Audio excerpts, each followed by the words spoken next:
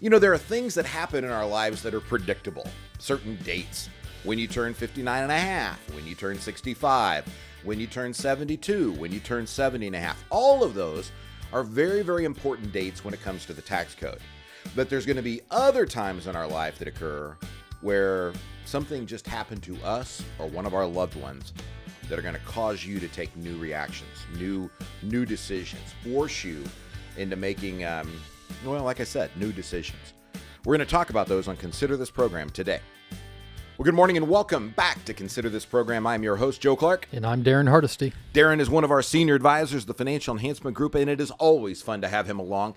He gets to see the most extreme situations of probably anybody else in the office because we have about 1,077 families at the time of this recording that we take care of. Mm-hmm. I'm responsible for about 125, 130 of them, and Daren is in every meeting with me. So these are not simple things that he's been able to see. These are the more complex parts of the financial world that are there.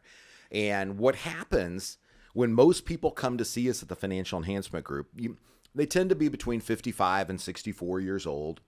And it's usually 2 years before or 2 years after retirement. So there's about a 5-year span when most people show up. Now, we've had 75-year-old people in this last couple of years that have called in and said, hey, I just can't do this anymore. Or I don't want to do it anymore, or their spouse says you can't do it anymore, right? One or the other. And all of that's good. We're happy to talk to you and to take care of you. We've got, professionals that are younger, that come in. But my focus has always been at the Financial Enhancement Group based on distribution. It's helping you understand how to use your money, how to best get it out. And what we have found is there are 3 types of people in the world, when it comes to the point of distribution. There's those of you who don't need the money, right? You saved, you build up that $1 million or $2 million 401k or IRAs. You just don't need the money. The second group is you don't want to hurt the baby. Now, that may not make sense to you, but someday along the way, you got these crazy statements that came in the mail and you looked at it and you went, holy cow, that's a lot of money. Mm-hmm. And kids are gone. They've grown up and moved out. And I kid people and tell them you would invite your statement to Thanksgiving if you could figure out how to get it a seat at the table. The last thing you want to do is take money out and hurt the baby. You've spent 40 years putting money in. Joe, I don't want to take it out. And I get that. Our job is to help you use it correctly. That means from a tax standpoint and an investment standpoint. If you want to retain your wealth, then we can show you how to do that. If you want to enjoy your wealth, we're going to show you how to do that. I will squeeze every nickel. For every little drop of sweat I can get out of it, that's my job. But I will also do my best to liberate you to understand it's okay to spend it. That's why you saved it. You did the heavy lifting. You made decisions where you could have gone to Disney and instead you went to Gatlinburg, right? And nothing wrong with Gatlinburg. Love it there. But you made tough decisions. You said no to things you could have had. Bigger cars, nicer houses, whatever. And so we want you to be able to enjoy your money to where we are. Now, the third group is people that are just flat out scared of running out of money. And I will tell you, I don't live in a world of fear, but I will help you understand what's safe and what you can and cannot take out. So Daren's going to talk to you about triggers and transitions, and we'll go from there. Yeah, thank you, Joe. And what I really want to focus on to start is that we've mentioned it in previous segments, but there's a large amount of the population that is approaching what we call that retirement age, whatever it may be. And there's different triggers and transitions, as we like to say, in our life happens of our 5 critical elements. And these things that occur at work, it could be positive, could be negative, that are getting you to think, all right, is it a good time for me to start retiring? And so just a basic scenario that we've seen in the last year and a half is, you are working and an employer comes to you and says, we really appreciate what you do here, but, we're trying to kind of figure out how we can save a little bit of money. And I want to also say there's an opposite side to this too that we've seen where a lot of companies are keeping the 60 to 70-year-old engineers, doctors, whoever it may be, to say, hey, we can't afford to let you go. But they're also on the other side as well to say, hey, it would help us if we give you this and this extra money or this severance package, if you will, to retire earlier than you expected. And that's a big moment for a lot of people, especially if they're not expecting to retire. And so some things, that they want to make sure that they consider, and I think is the biggest that most people kind of weigh on is that health insurance side. Do you qualify? Is your employer going to give you any health insurance to bridge that gap to Medicare? Do you have to pay out of pocket? Do you have an HSA that's been set aside to potentially help you with some of those health insurance premiums? Because that could be a huge amount of extra income that comes out. But also, you have to decide that baby that you've been nurturing in your investments that for so long, are you ready to start letting that help you provide the income that you need? And that's really a behavioral or a psychological decision that's really difficult for a lot of people to make. So setting yourself up for these scenarios, I think, is the best plan of action to say, what if somebody comes to me and says, I want you to retire at 62 and not work, on to 65 or later?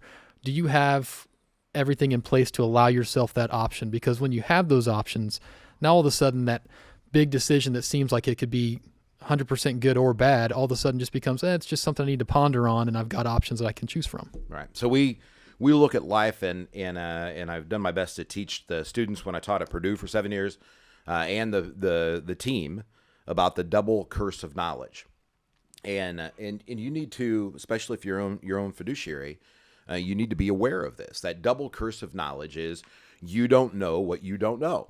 Mm-hmm. I don't know what I don't know. But the problem is when we're teaching people, right? When I'm teaching Daren financial planning stuff that I've learned for 3 decades, or talking to you about your tax plan, not only don't I know what I don't know, right? It's incumbent upon me to make sure that I'm constantly learning, and we do, right? But the second part is I don't know what you don't know, right? And so one of the things that we have done is we don't want to reinvent the wheel, right? So Daren brought up the thing HSAs.